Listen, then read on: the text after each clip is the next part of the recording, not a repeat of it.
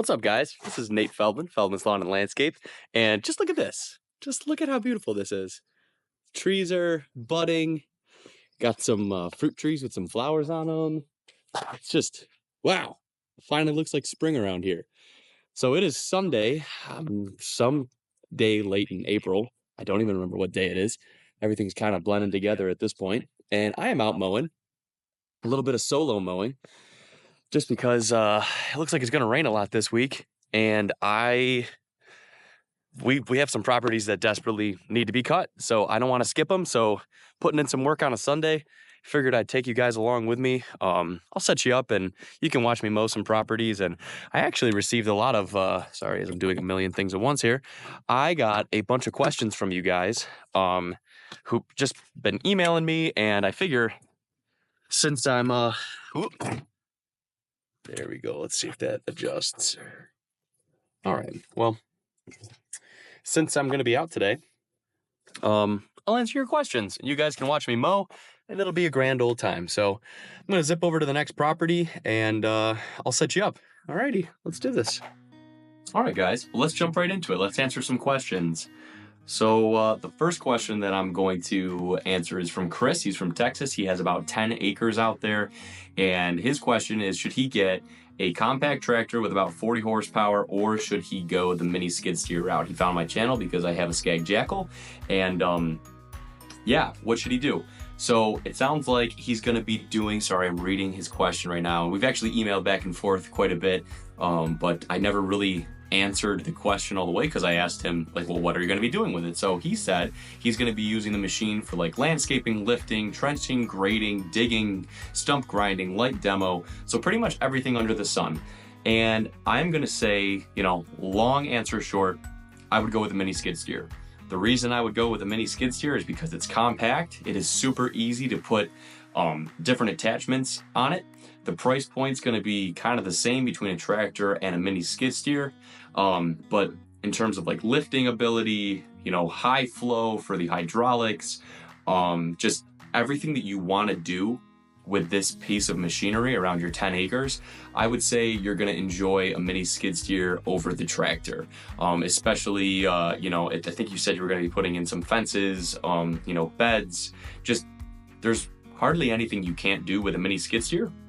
So I would say just for like getting around and efficiency, a mini skid steer would be the way to go. And that is just my opinion. Another thing you did talk about was mowing. Now granted, like if, you know, I know Texas and Buffalo, New York are pretty different, but right now you could stand to mow your lawn 2 or 3 times a week with how much rain and how quickly the grass is growing. So if you're going to be using the tractor for mowing, that would kind of sway my decision a little bit, but from the emails, it sounds like you have a nice mower. So, you know, hey, if mowing's not really in the picture as much, I would probably go with a mini skid steer. So I hope that answers your question, Chris. And again, I liked when you said that you didn't really care about the color of the machine either. You went on dealer, and it sounds like you have a good Skag dealer near you. So I would just do that, whether you go with a Skag or anything else, even, you know, brand aside, I would go with a mini skid steer over a tractor. That'd just be me. Okay, the next one is, the next question, actually a few questions are from Ethan. He's from Illinois, I believe. And one of his questions was, how big is my shop? And my shop is roughly 2,000 square feet. It's not huge, it's not necessarily small, but I can fit all 4 of my trailers in there. I can fit 2 trucks in addition to the trailers in there. I have more than enough room to do work on my mowers, change oil, sharpen blades, you know, the whole hoopla. So yeah, that is how big my shop is. And I definitely think when it comes time for me to build my shop, I rent my shop currently from a good friend of mine. And when I go to build it, will I make it bigger? Yes, because, you know, always plan for where you want to be in the future. And right now we're kind of squeezing in, but my shop is currently 2,000 square feet. Personal preference, do I like steel or Echo? How appropriate that I'm actually wearing this Echo hat that I got. Today I actually went to HR Dill's open house and I got this hat for free. Steel or Echo? Both. I would go with both. Let me tell you why. It's for weed whackers, we use Echo weed whackers. We use the 2620Ts, which the T stands for more torque. The 2620s, we have found that, like, you know, feathering the trigger, responsiveness, you know, just the way that they're built, how easy they are to work on. We just really like them. We like those Echo weed whackers, and everyone's gonna, you know, have a different opinion on that. Some of you people are gonna like steel, of course. It's like Husqvarna or like, you know, battery because it's light. I totally get it. What we use is Echo, and that's just based on my preference. That's based on the guy's preference. We have a, I don't know exactly which one it is, but we have a steel weed whacker as well. We have the steel combi system. We have the Echo PAS system, which is like their version of a combi system. And in terms of weed whackers, all the guys just seem to prefer the Echoes. So we keep buying Echoes. Backpack blowers, I'm gonna say overall, we like the steel ones. We like the BR800s. We also have a BR600 strictly for just cutting grass. But you know, they're really great for, you know, they're versatile, they have a ton of power. They're not nearly as loud as the Echo blowers, or they're as heavy or clunky. But I would say like overall, the steel backpack blowers, we all kind of generally go towards when we're doing a cleanup. However, when we're in fall and there's tons of leaves everywhere, we do have an Echo PB8010. I got that. That was actually my first backpack blower I ever got. Got it back in 2020 as a Christmas present when I was starting my business for my wife. And it is more powerful than the steel BR800. We have two of them, and I gotta say, just when it comes to like blowing leaves, everyone tries to grab the PB8010, the Echo, just because it blows a little more. It is what it is. But in terms of everyday use, grass cutting, cleanups, you know, landscaping, I would typically drift more towards the steel. In terms of chainsaws, steel, we have an Echo chainsaw, but we also have a bunch of steel chainsaws. I just like the way that the steels perform. So, you know, steel there.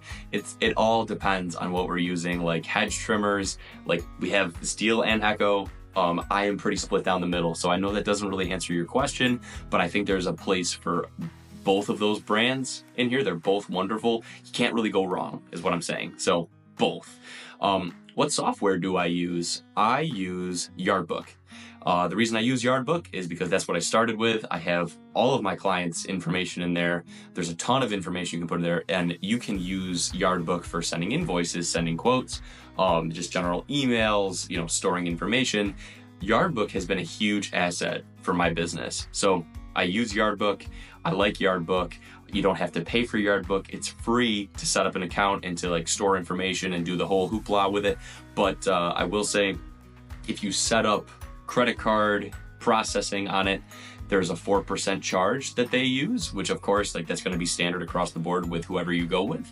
I have friends that use QuickBooks. I have friends that use, what is the other one that Jobber?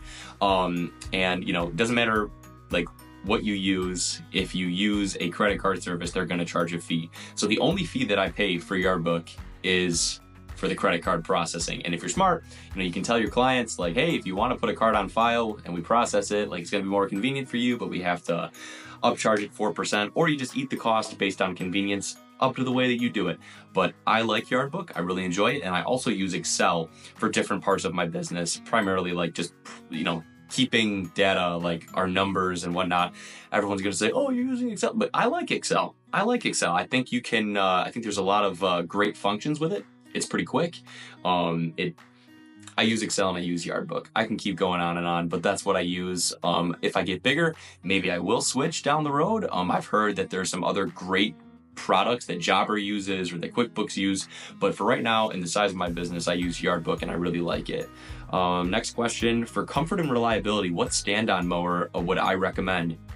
If you have watched any of my videos in the past, you will know that I am a huge fanboy for Toro. Toro grandstands, I think they are just perfectly built. Nothing is perfect, but a Toro grandstand is pretty darn close.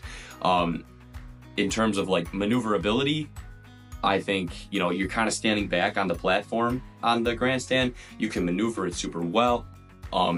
In terms of like cut quality, I have yet to find a mower that can cut quite as well as my Toro grandstand, and I have used Wrights, I have used Cub Cadets, I've used Skag a few times, and man, I tell you what, I just love those Toros. I think their turbo force decks are just incredible.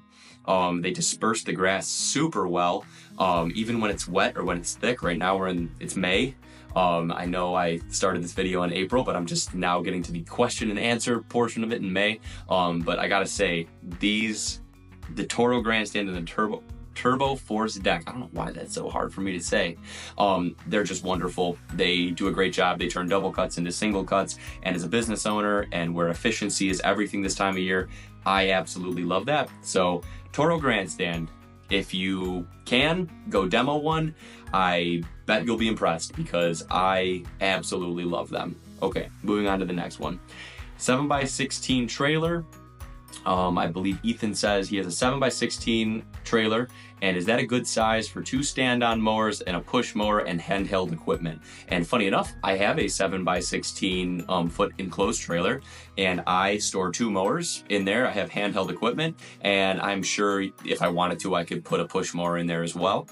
So I would say, and it sounds like Ethan mows, 10-ish yards a week in addition to doing some landscaping, so it sounds like he's just getting started.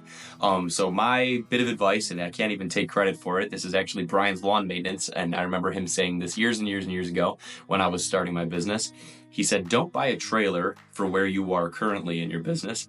Buy a trailer for where you want to be down the road, like 5 years from now. So if you, instead of 10 lawns a week, you want to be cutting 50 lawns a week, 75 lawns a week, 100 lawns a week, maybe get a trailer that can fit more. So I have a 24 foot by 8.5 foot trailer, and that can store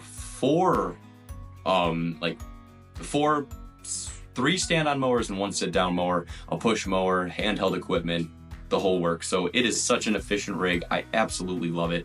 And I gotta say, I am happy that I got that trailer even when I just started my business, because when you start, I think my first year I had like 30 something lawns. Now this year we have well over 100 lawns.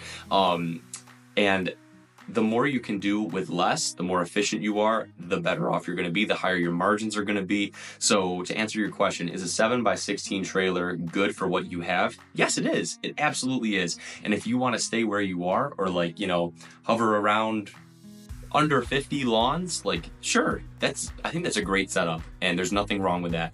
But my advice to you is, if you want to grow, don't buy a trailer for the amount of lawns that you have now. Think, do I want to have 50? Do I want to have 75 lawns? Do I want to have 100, 200 lawns? Buy equipment based on that. That way you're not kicking yourself for buying underpowered or just, undersized equipment now. So that's kind of my advice for that. Thanks so much for tuning in to today's video, guys. I really appreciate it. If you could do me a huge favor, like, comment, and subscribe. It helps the channel out a lot. And if you guys have any other questions, feel free to leave a comment or message me. I'd be happy to get back to you and give you any wisdom I've got.